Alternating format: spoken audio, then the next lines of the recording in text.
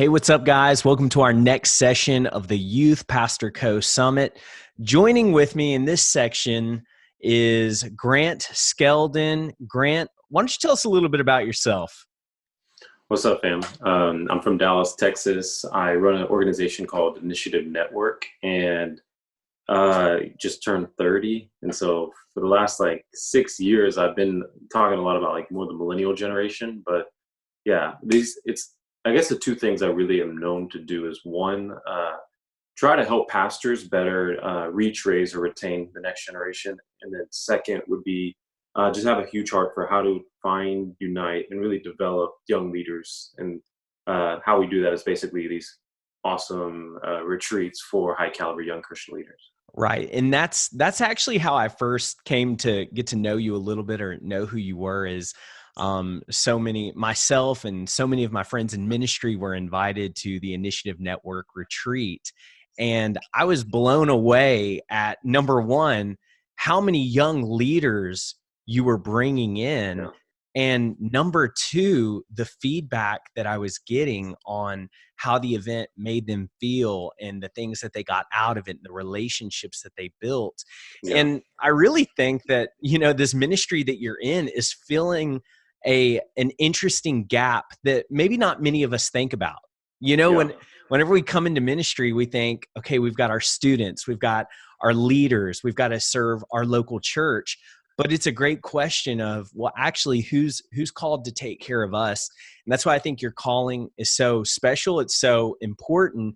And that's why I think that, in this session, we'll be able to kind of glean a lot of what God has really just deposited into your DNA. So let me just start by asking this, as you're putting on these events, as you're meeting with pastors and you're kind of filling this need, what's the number one thing that you see missing in the life of a youth pastor where you and the Initiative Network are coming in just to kind of fill that gap?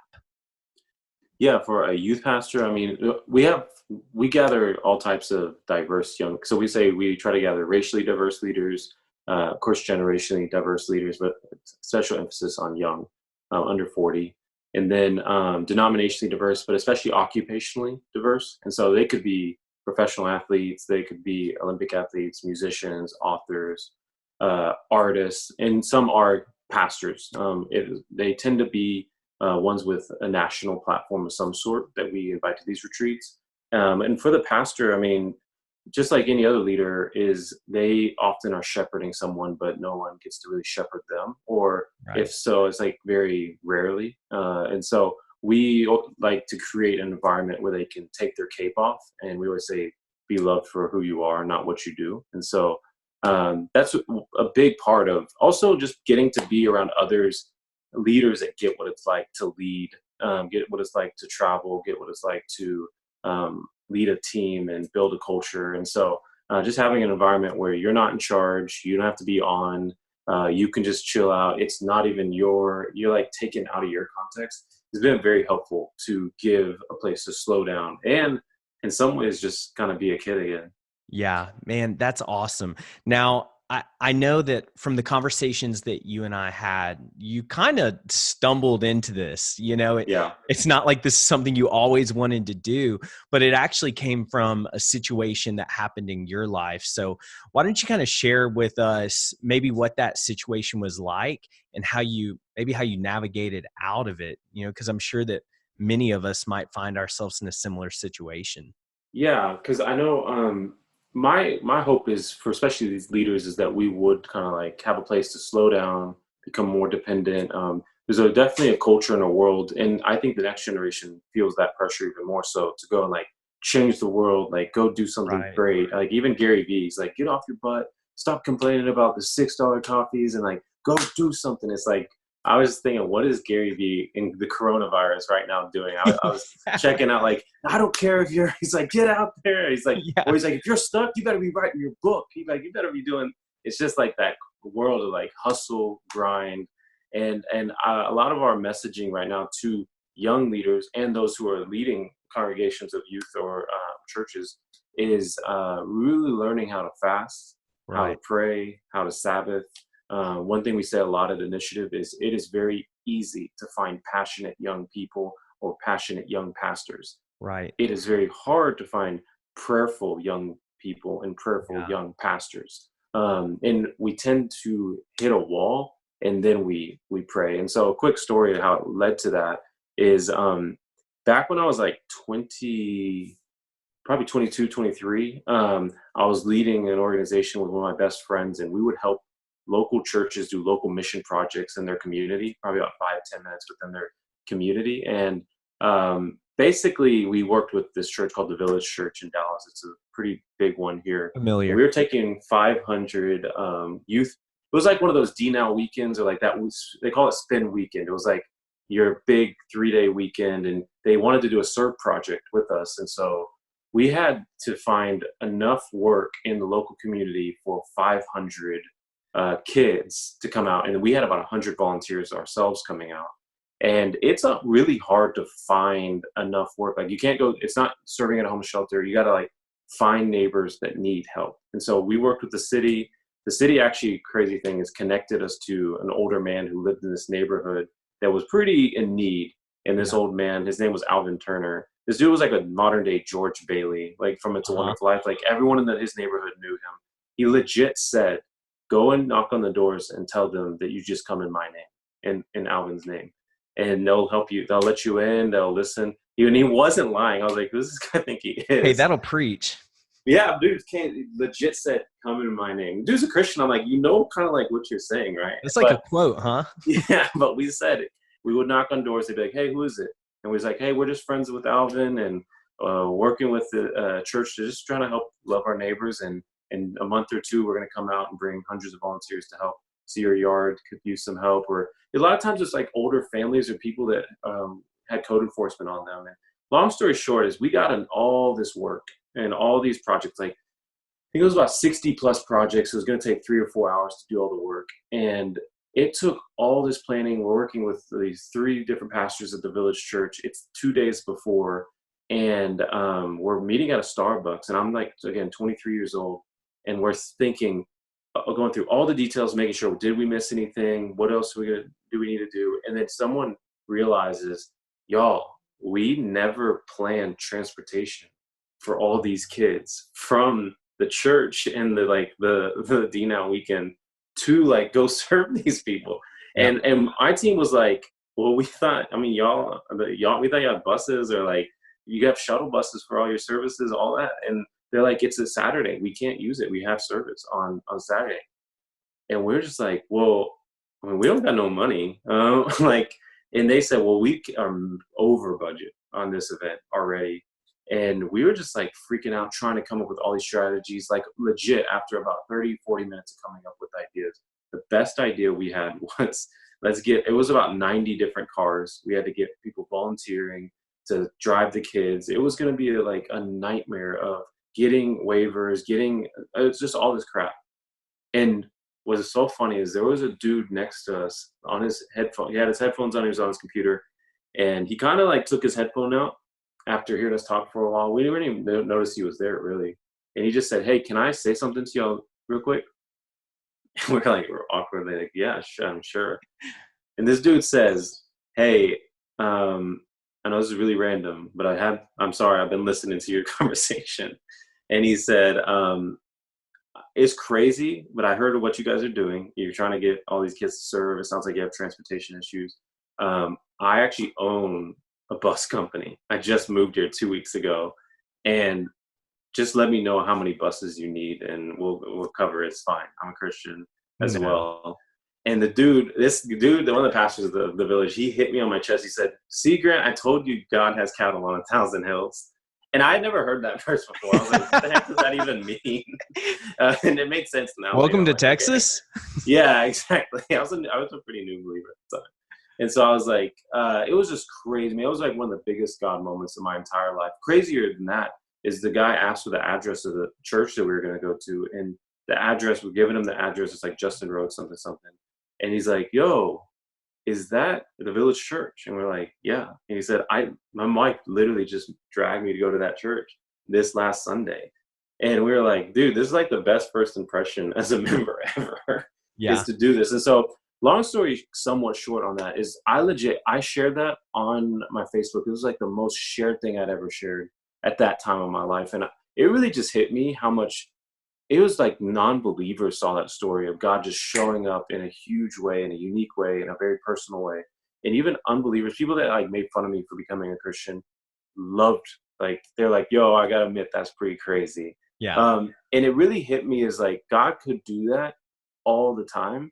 And Right. it wasn't until like I hit a wall and we like realized we don't know what to do and we're stressed and we're trying to strategize. And I was like, dude, we could have like started in prayer, like, or if God can do that kind of stuff, Yeah. I really don't want to stress out a lot just to then be backed into a corner and beg him for his help. And I really like made a promise to myself is God, I'd love for his stories like that to be a lot more normal in my life. And forgive me for like not being dependent on you. One of my good friends says, if dependence is the goal, then weakness is actually our advantage. Yeah. And so that's a big thing. I just don't know if that's the vibe that we always give to the next generation, or you just, I say it often isn't until we burn out, until we realize the power of Sabbathing, the power of fasting, the power of prayer. Right. And if you look at the prayer ministries, they're not usually at young ministries. They're older people Yeah. with gray hair. And so it just hit me too many times where I gone to prayer. I remember going to like a huge prayer, a huge conference with like a prayer revival group. I left 300 hipster kids that were in a room talking about church planning to go to the breakout on prayer. Only like 40 old people, man, like old. But they were going in prayer. And I remember asking them, why do you think all the young kids are in the church planning breakout? And there's hundreds of them. Yeah. And there's only like 40 of you guys here. And they laughed. One of the old people said, it makes a lot of sense why all the young people went to the church planning thing. He said, when you're young, you think you can change the world. He Wow. said, but when you get older, you realize there's no way you're about to change the world without the power of God showing up. And again, it's just like these stories kept happening around the same time that it really shifted my heart to like, what if we can get this passionate, naive, like it's a good thing that we're naive, but this passionate, naive generation that wants to go and change the world and then teach us how to start in prayer rather than years later realize, dang, we need to really go to the Lord to instead of grind or hustle our way to the kingdom. Yeah.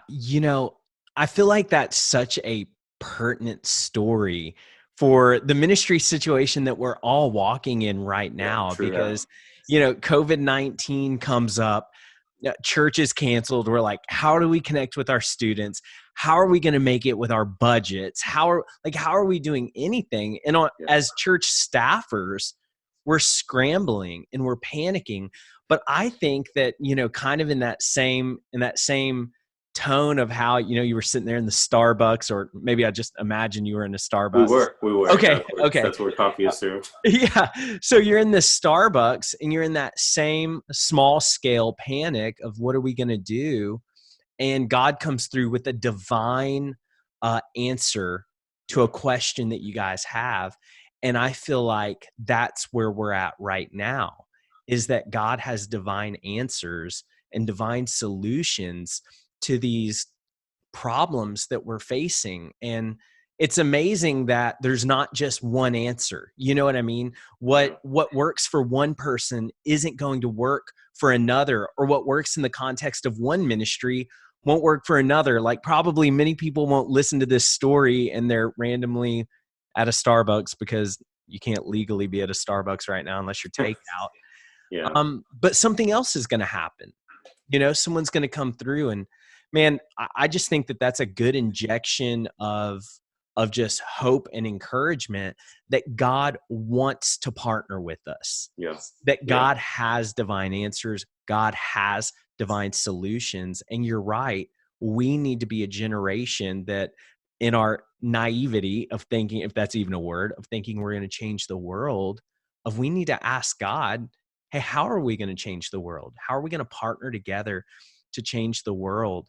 So I love that. Now, I know that you also mentioned that in light of this amazing story of relying on God and maybe not striving as much, that you also experienced some burnout. Yeah. a Yeah. little later on. If you just want to share a little bit of that with us, I think maybe many of us can track with that in this season. Yeah, man.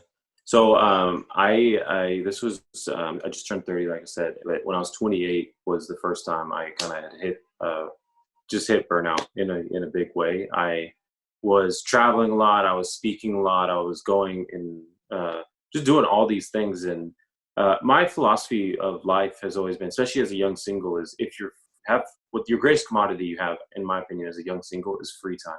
And so like you can just say yes and go. You don't have to get permission from your spouse. I always say like there's this window where you don't have to get permission from your parents anymore, and you don't yet have to get permission from your wife or your kids. You can Right. just like go. And that we sometimes don't realize how valuable that is. But I've seen enough of my friends now married with kids, and I'm like, dude, they can't do nothing. Like, Right. and if they want to, my brother's married. He's got now 4 kids.